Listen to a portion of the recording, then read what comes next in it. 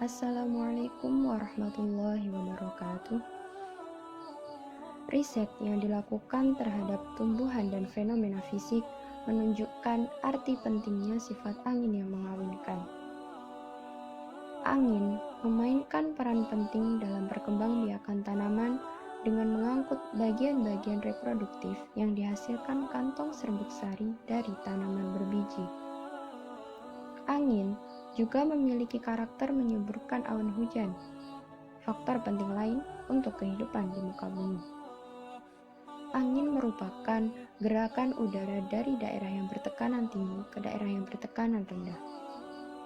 Fungsi angin sendiri telah disebutkan di dalam Al-Quran, salah satunya dalam surah Al-Hijr ayat 22. Di mana di dalam ayat tersebut angin disebutkan dalam bentuk jamak ar-riyah. Menurut Muhammad Quraisyihab, angin yang seperti inilah yang membawa manfaat atau rahmat bagi manusia.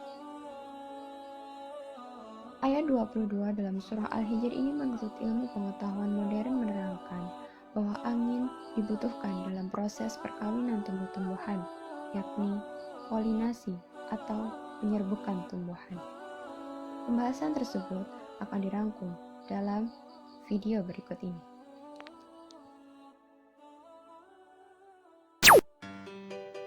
Nah, pada pembahasan materi polinasi tumbuhan ini, kita akan membahas sebanyak 5 poin bahasan. Poin pertama, kita akan membahas mengenai penjelasan ayat 22 pada surat Al-Hijr terkait polinasi tumbuhan. Kedua, proses perkembangbiakan pada tumbuh-tumbuhan. Poin ketiga, proses polinasi tumbuhan yang dibantu oleh angin atau anemogami. Yang keempat, macam tumbuh-tumbuhan yang polinasinya dibantu oleh angin atau anemogami.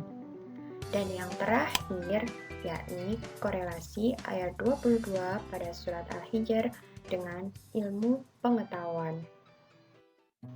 Pada pembahasan pertama, yang perlu kita pelajari yakni penjelasan ayat 22 pada surat Al-Hijr terkait polinasi tumbuhan. A'udzu billahi minasy syaithanir rajim. Bismillahirrahmanirrahim. وأرسلنا الرياح لواقح فأنزلنا من السماء ماء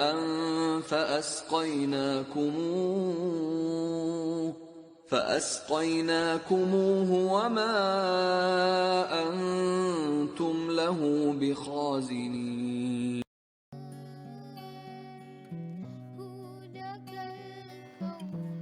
Setelah kita mendengarkan lantunan merdu dari surat Al-Hijr ayat 22 tadi, yang perlu kita pelajari setelahnya yakni mengenai terjemah ayat tersebut.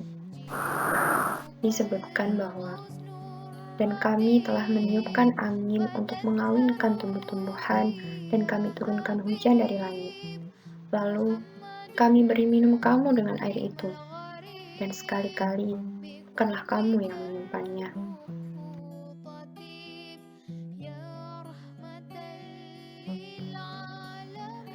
Setelah kita mengetahui terjemahan ayat tersebut, yang perlu kita ketahui selanjutnya yakni mengenai tafsir ayat tersebut. Di sini kami akan menyajikan sebanyak 2 tafsir. Yang pertama, kami mengambil dari kitab tafsir Fi Zilalil Quran. Di dalam kitab tersebut dijelaskan bahwa kami, Allah, meniupkan angin agar bisa mengawinkan tumbuh-tumbuhan dengan air, sebagaimana unta yang dikawinkan dengan betinanya.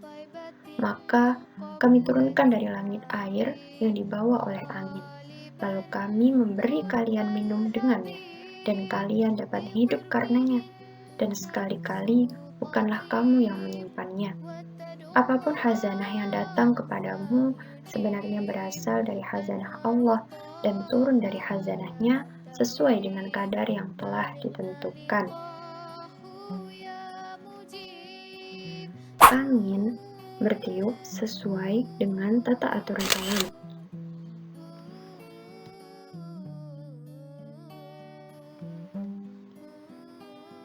Ia membawa air juga sesuai dengan aturan tersebut, dan jatuhnya air pun juga dengan aturan.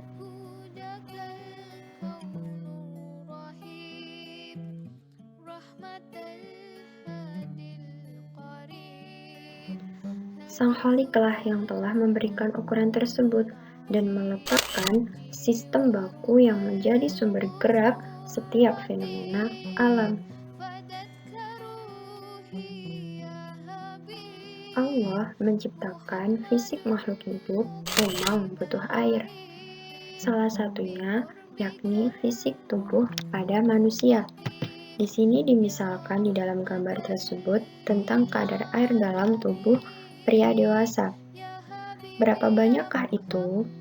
Seorang pria dewasa dengan berat badan 80 kg dan kandungan air sebanyak 60% mengandung 48 kg atau 48 liter air, sebanding dengan 8 kotak air kemasan botol berukuran standar.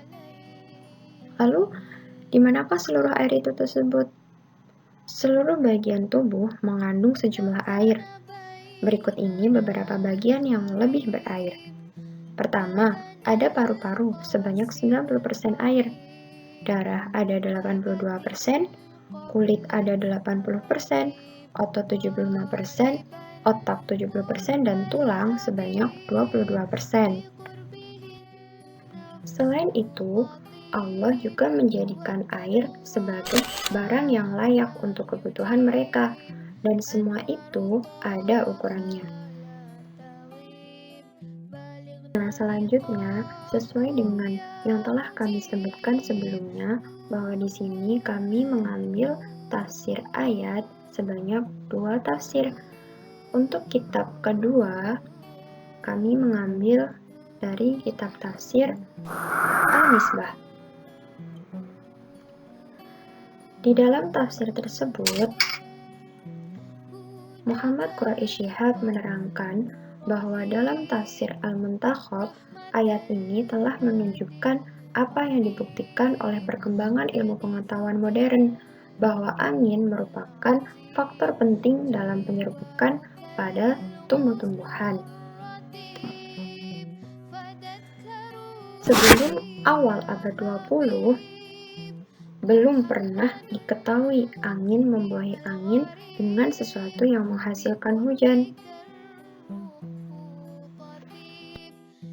Sebab, proton-proton yang terkonsentrasi di bawah molekul-molekul uap air untuk menjadi rintik-rintik hujan yang ada di dalam awan merupakan komponen utama air hujan yang dibawa ke tempat berkumpulnya awan. Proton-proton itu mengandung unsur garam laut, oksida, dan unsur debu yang dibawa oleh angin.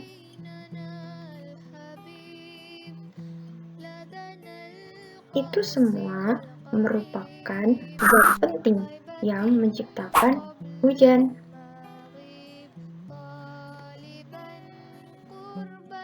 Selain itu, ditemukan pula bahwa hujan terjadi dari perputaran air, mulai dari penguapan air di permukaan bumi dan permukaan laut, dan berakhir dengan turunnya kembali uap ke atas permukaan bumi dan laut dalam bentuk air hujan.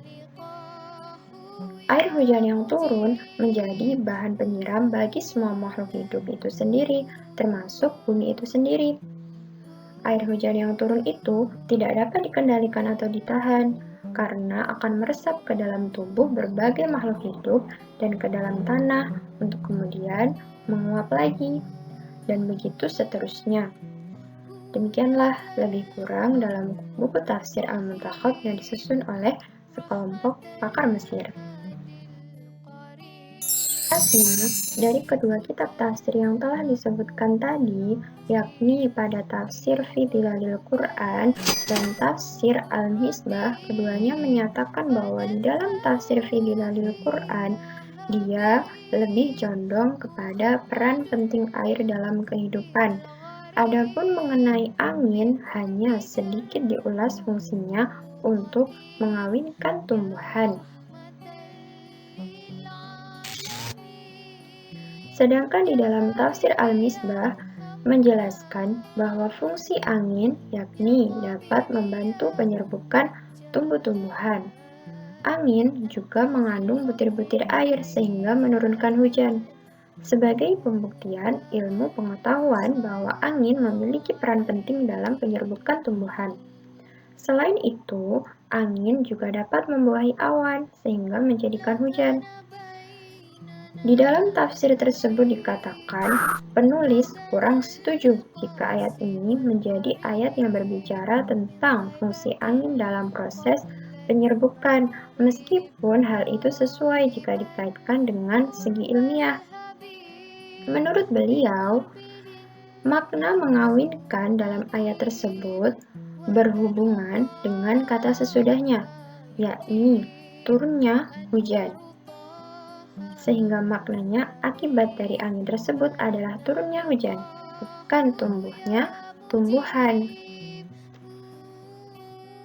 Sehingga dari kedua tafsir tersebut dapat kami simpulkan bahwa penafsiran angin untuk mengawinkan itu tidak sepenuhnya tertuju pada proses penyerbukan tumbuhan saja, akan tetapi juga terkait air yang pada akhirnya menyebabkan terjadinya hujan sebagai salah satu sarana dalam proses pembuahan tumbuh-tumbuhan. Selesai pembahasan penjelasan ayat 22 pada surat Al-Hijr terkait polinasi tumbuhan. Yang selanjutnya kita pelajari adalah proses perkembangbiakan pada tumbuh-tumbuhan. Berikut penjelasannya. Poin yang kedua yakni proses perkembangbiakan pada tumbuh-tumbuhan. Proses perkembangbiakan pada tumbuh-tumbuhan dibagi menjadi dua jenis atau dua macam, yakni yang pertama perkembangbiakan secara generatif, yang kedua perkembangbiakan secara vegetatif.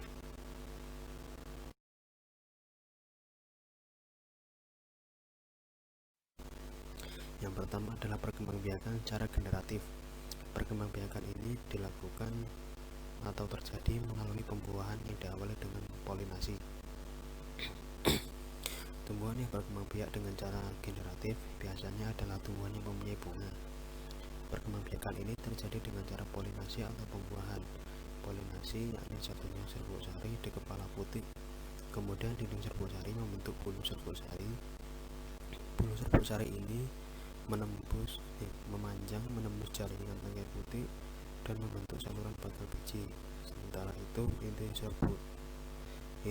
serbuk sari mengalami pembelahan menjadi inti vegetatif dan inti generatif. Fungsi dari inti vegetatif ini yang pertama sebagai pengatur tumbuhan buluk serbuk, yang kedua sebagai pelindung inti generatif, yang ketiga sebagai pengantar inti generatif memasuki ruang bakal biji melalui mikrofil. Sedangkan inti generatif terbelah menjadi dua spermatozoid, yakni inti generatif 1, dan beriringan dengan pembelahan tersebut di ruang bakal biji terjadi juga pembelahan kandung lembaga hingga menghasilkan sel telur. 2 sinergit. 3 anak inti yang kemudian terbentuklah antipoda dan kandungan lembaga sekuler. Polinasi yang terjadi pada tumbuhan bisa dilakukan atau bisa terjadi dengan bantuan angin, air, atau hewan.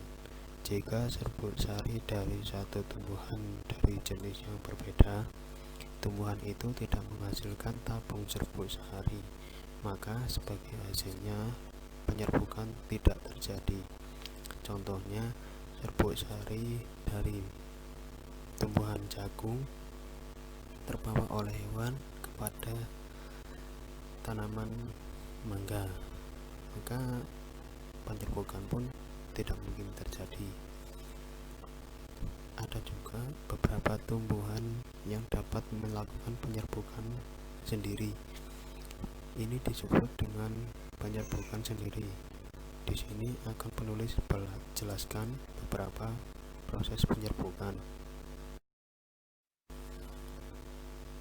Yang pertama, penyerbukan oleh hewan. Bunga mempunyai berbagai cara untuk menarik hewan hinggap di bunga dengan tujuan hewan tersebut membawa serbuk sarinya. Sebagian besar bunga mempunyai mahkota yang berwarna cerah atau aroma manis yang tujuannya untuk menarik burung, serangga, atau kelelawar. Ada juga tumbuhan yang menghasilkan cairan manis yang disebut nektar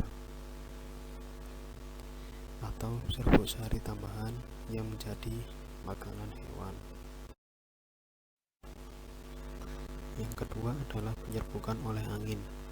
Di sini juga dijelaskan bahwa selain dibantu oleh binatang atau hewan, tumbuhan juga bisa melakukan penyerbukan dengan dibantu oleh angin. Tipe tumbuhan yang penyerbukannya dibantu oleh angin berbeda dengan tumbuhan yang penyerbukannya dibantu oleh hewan. Jika yang dibantu dengan hewan mempunyai mahkota, maka tanaman yang penyerbukannya dibantu oleh angin tidak memiliki kelopak bunga, dikarenakan ketika tumbuhan mempunyai kelopak bunga, walaupun ada angin, maka kemungkinan untuk jatuhnya serbuk sari itu sangat kecil, atau mungkin ya kecil lah. Jika tidak mempunyai mahkota, ketika ada angin berhembus walau sedikit, maka kemungkinan untuk serbuk sari jatuh ke tangkai putih itu besar. Juga tanaman yang penyerbukannya dibantu oleh angin tidak perlu menarik hewan untuk hinggap di bunganya. Ya, karena tumbuhan ini pada dasarnya penyerbukannya dibantu oleh angin. Jadi ciri khasnya pun juga berbeda dengan tumbuhan yang penyerbukannya dibantu oleh hewan. Biasanya bunga tersebut tidak memiliki bau, tidak bermahkota, memiliki mahkota ataupun memiliki mahkota namun ukurannya kecil, juga dengan kelopak bunganya juga kecil.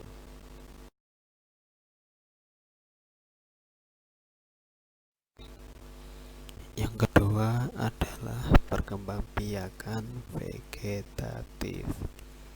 Dasar dari perkembangbiakan ini adalah memperbanyak tanaman dengan cara tidak kawin atau non-polinasi. Hal ini membatasi suatu tanaman untuk memiliki variasi genetik pada keturunannya.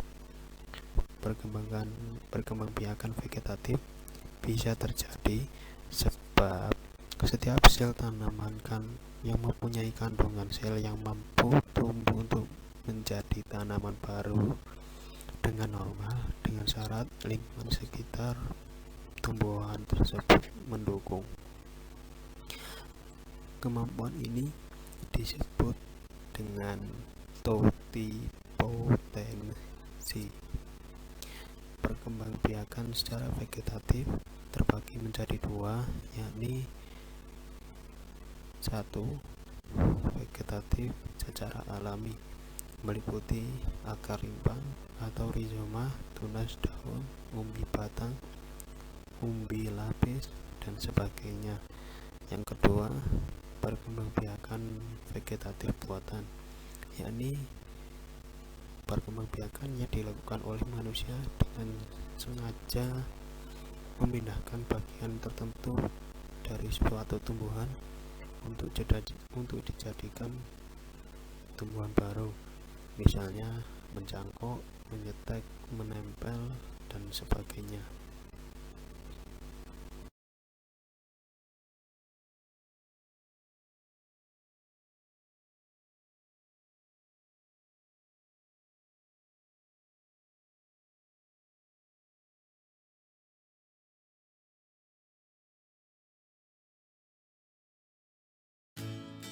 Setelah kita mengetahui proses perkembangbiakan pada tumbuh-tumbuhan, hal yang selanjutnya perlu kita pelajari adalah proses polinasi tumbuhan yang dibantu oleh angin atau anemogami. Berikut penjelasannya, mari kita simak. Baik, untuk pembahasan selanjutnya yaitu proses anemogami. Apa itu proses anemogami? Anemogami adalah tanaman yang proses penyerbukannya dibantu oleh angin. Tumbuhan yang berkembang biak dengan cara generatif itu memiliki bunga. Pada bunga tersebut terdapat benang sari dan juga putik sari. Perkembangbiakan terjadi melalui proses penyerbukan atau pembuahan, yang mana hasil penyerbukan tersebut adalah biji. Kemudian, biji akan tumbuh menjadi tumbuhan baru. Selanjutnya, mengapa saya berikan gambar pohon jagung? Saya akan membahas mengenai ciri-ciri tanaman yang penyerbukannya menggunakan proses anemogami. Di antara ciri-cirinya adalah sebagai berikut. Yang pertama, jumlah bunga banyak dan ukuran kecil dan ringan. Hal itu sesuai dengan tumbuhan jagung. Dia memiliki bunga yang ukurannya kecil dan ringan, sehingga nanti kaitannya dengan ciri kedua, yaitu tanaman memiliki tangkai yang mudah bergerak oleh angin. Karena dia ringan, sehingga ketika angin berhembus dia akan bergerak. Untuk ciri-ciri terakhir yaitu tidak menghasilkan nektar atau madu dan bau. Jadi, untuk tanaman yang menggunakan proses anemogami itu tidak perlu bunga yang yaitu menghasilkan nektar, sebab perkembangbiakannya atau penyerbukannya itu dibantu oleh angin, bukan hewan. Tumbuhan yang penyerbukannya dibantu oleh angin itu tergantung pada angin untuk menyebarkan serbuk sarinya. Tumbuhan tidak perlu menarik hewan, maka bunga-bunga biasanya tidak berbau. Bunga-bunga dari tumbuhan yang menggunakan proses anemogami itu tidak berbau. Dan mahkota dan kelopak bunganya itu sangat kecil. Beberapa di antaranya memiliki bagian jantan dan betina pada tumbuhan yang terpisah. Bagian jantan menggantung pada bagian luar bunga agar serbuk sarinya tersebar dengan lebih mudah. Ketika bunga matang, serbuk sarinya yang kering dan seperti debu disebarkan oleh angin ke bunga lain.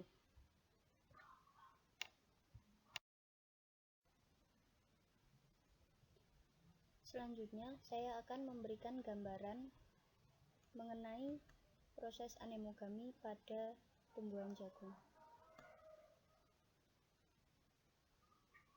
Nah, di situ sudah saya sediakan gambar. Untuk proses yang pertama yaitu angin bertiup dan jagung melepaskan serbuk sarinya.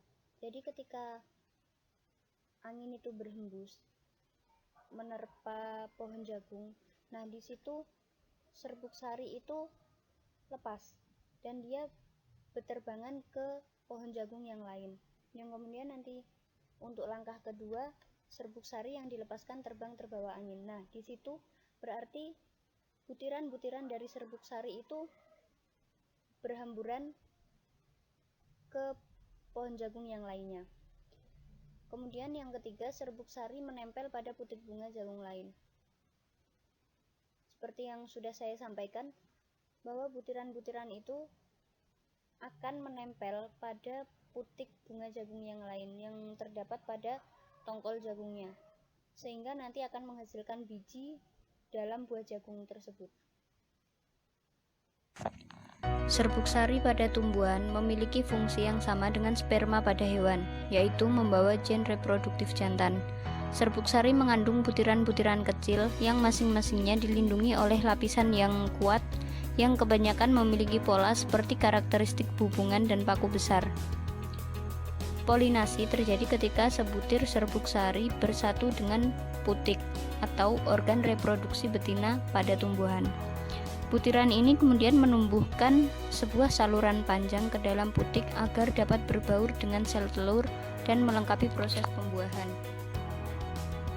Berikut ini video mengenai proses anemogami pada tumbuhan jagung. Serbuk sari yang sudah masak bila terkena angin akan terbang dan menempel pada rambut tongkol, maka akan terjadi penyerbukan. Irisan waktu yang cukup antara keluar dan matangnya bunga jantan dan matangnya bunga betina sangat menentukan sempurnanya pengisian tongkol. Tongkol yang tidak terisi biji sempurna disebabkan oleh kurang tersedianya serbuk sari saat rambutnya siap dibuahi. Pembuahan sempurna akan menghasilkan buah yang baik. Pengisian buah akan terus berlangsung setelah terjadi pembuahan sampai akhirnya terbentuk tongkol yang besar dan biji yang sempurna.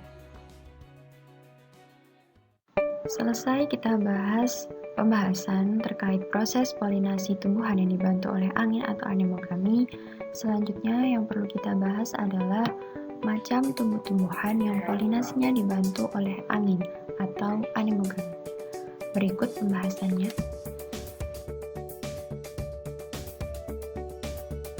Saya akan melanjutkan penjelasan mengenai poin keempat, yakni tentang macam-macam tumbuhan yang polinasinya dibantu oleh angin.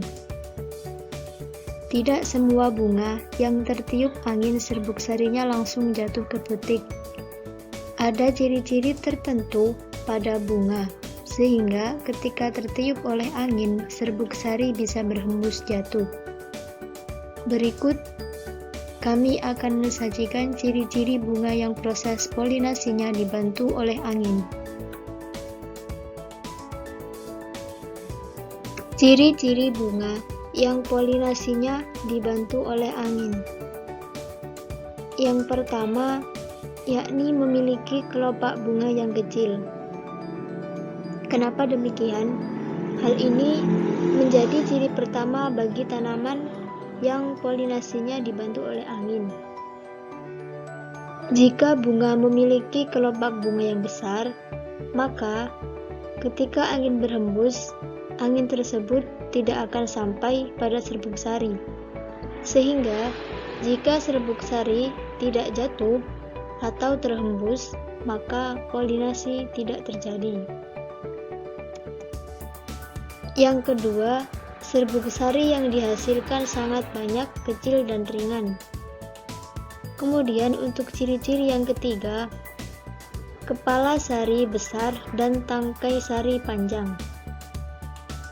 Tangkai sari yang panjang akan mudah bergoyang ketika angin berhembus, sehingga banyak serbuk sari yang akan keluar atau berjatuhan, sehingga bisa mempermudah untuk proses polinasi bunga tersebut yang dibantu oleh angin.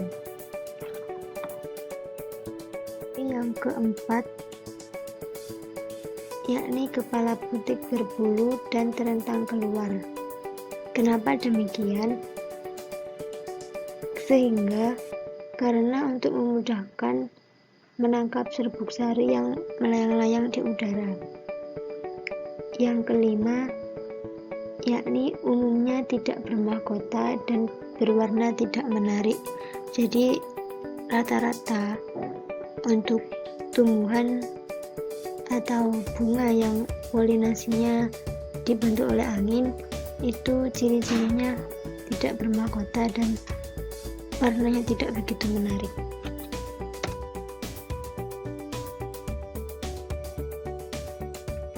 Contoh tumbuhan yang polinasinya dibantu oleh angin. Yang pertama yaitu tanaman jagung. Mungkin kalian sudah tidak asing lagi dengan tanaman jagung, karena mungkin di antara kalian ada yang orang tuanya bekerja sebagai petani. Seperti yang kita ketahui, Tanaman jagung termasuk tanaman yang polinasinya dibantu oleh angin. Apakah kalian pernah melihat kalau petani menurunkan jagung? Tentunya tidak, kan?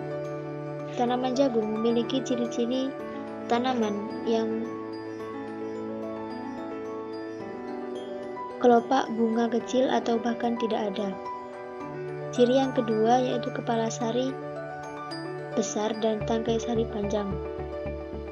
Kemudian, serbuk sari yang dihasilkan oleh tanaman jagung ringan, kecil, dan sangat banyak. Yang kedua yaitu tanaman mangga. Pohon mangga adalah pohon musiman yang berbuah pada musim-musim tertentu. Jadi tanaman mangga berbuahnya tidak setiap hari berbuah, jadi ada musim tertentu. Biasanya pohon mangga secara alami hanya berbuah 1 atau 2 kali dalam setahun. Pohon mangga memiliki ciri-ciri tidak memiliki kelopak bunga guna memudahkan jatuhnya serbuk sari ketika tertiup oleh angin. Serbuk sari yang dihasilkan banyak, kecil, dan ringan, sehingga ketika angin berhembus, serbuk sari mudah jatuh atau bertebaran. Nah, ini kami menyajikan gambar dari bunga tanaman jagung. Mungkin dari teman-teman ada yang belum pernah melihat atau belum mengetahui dari bunga tanaman jagung. Ini yang pertama merupakan bunga dari tanaman jagung yang ciri-cirinya sudah dijelaskan di atas tadi. Dan yang kedua ini merupakan bunga dari tanaman mangga yang ciri-cirinya sudah dijelaskan di atas tadi juga. Sekian untuk yang nomor bagian poin keempat. Selanjutnya akan dilanjutkan oleh teman saya. Nah, akhirnya kita sudah sampai ke pembahasan terakhir, yakni korelasi ayat 22 pada surat Al-Hijr dengan ilmu pengetahuan. Mari kita simak baik-baik videonya. Pembahasan terakhir mengenai korelasi ayat 22 pada surat Al-Hijr dengan ilmu pengetahuan yakni sebagai berikut. Teori biologi menerangkan bahwa angin dibutuhkan dalam proses perkawinan pada tumbuh-tumbuhan, yakni polinasi atau penyerbukan tumbuhan. Dalam hal ini, hanya terjadi pada tanaman tertentu yang memiliki ciri-ciri seperti telah disebutkan sebelumnya. Pada kasus ini, fungsi angin meliputi dua macam. Yang pertama sebagai salah satu perantara proses penyerbukan tanaman, dan yang kedua sebagai salah satu faktor terjadinya hujan. Kita akan mengupasnya satu persatu. Yang akan kita mulai dari nomor 1, salah satu perantara proses penyerbukan tanaman.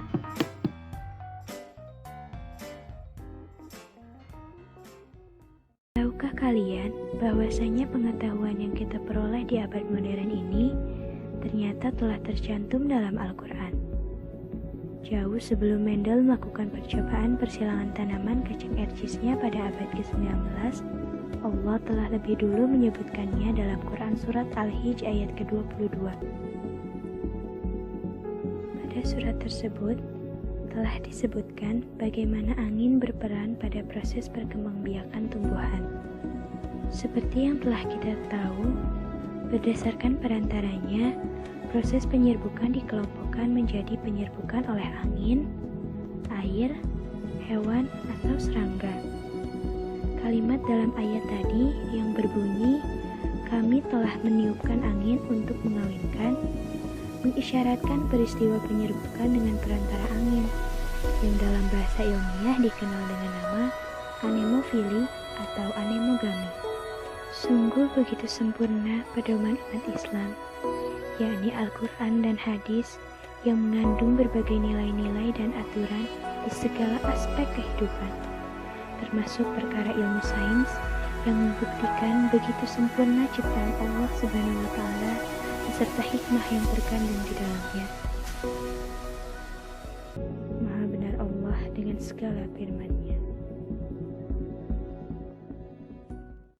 Beranjak ke pembahasan kedua, yakni angin sebagai salah satu faktor terjadinya hujan.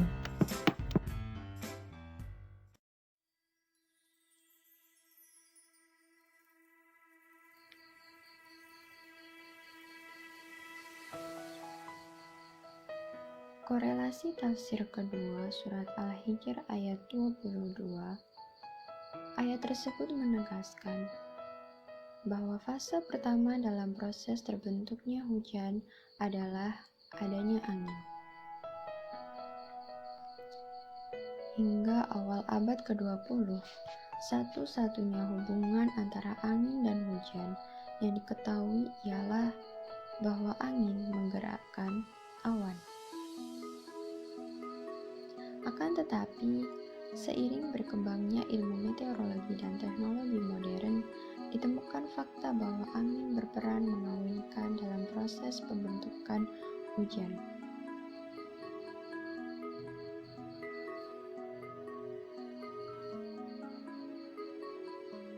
Dari beberapa pengamatan yang dilakukan oleh para ilmuwan, diketahui bahwa di atas permukaan laut dan samudra, gelembung udara yang tak terhitung jumlahnya terbentuk akibat pembentukan bumi.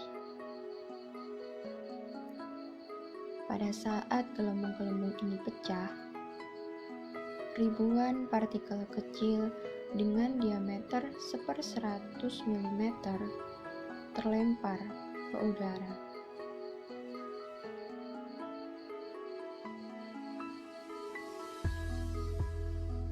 Partikel-partikel ini yang dikenal sebagai aerosol bercampur dengan debu daratan yang terbawa angin ke lapisan atas atmosfer.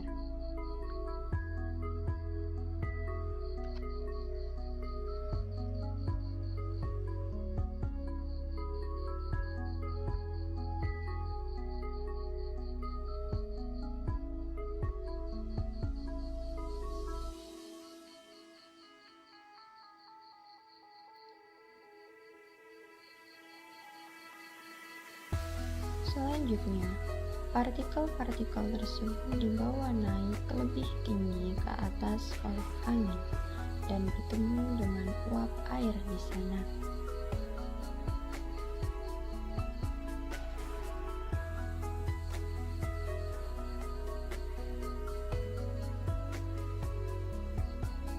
Uap air mengembun di sekitar partikel-partikel ini dan berubah menjadi butiran-butiran air. Pada awalnya, butiran-butiran air ini berkumpul dan membentuk awan, kemudian jatuh ke bumi dalam bentuk hujan. Jadi, angin mengawinkan uap air yang melayang di udara dengan partikel-partikel yang dibawanya dari laut, dan akhirnya membentuk pembentukan awan hujan. Apabila angin tidak memiliki sifat mengawinkan, maka butiran-butiran air di atmosfer bagian atas tidak akan pernah terbentuk, sehingga hujan tidak akan pernah terjadi. Alhamdulillahirrabbilalamin.